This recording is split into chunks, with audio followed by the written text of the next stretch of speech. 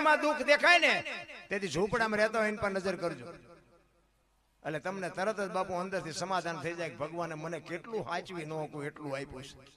ઝૂંપડામાં બાપુ રહેતા હોય ને ત્યાં તમે નજર કરો ને, ત્યાં છે કોઈ ફ્રીજ છે, પંખો છે, ખાટલો ગાડલું બારણા બારી કાંઈ છે?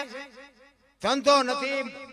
એક ધરતીને પાથરે આકાશને ઓઢે આખી ગામના બાપુ ભીખ માગીને ખાય ને તોય બાપુ એક થાળીમાં છોકરા લુગડા વગેરેના છોકરા ને એની માં એનો બાપુ આનંદ કરતા કરતા ખાતા હોય. તે મને તો એમ થાય કે હારા કરોડપતિના દીકરા જોઈને તો હારું એમ થાય બધા રોવે છે ને આવડા અમારા દીકરા માગીને ખાય તો હિલોળા કરે.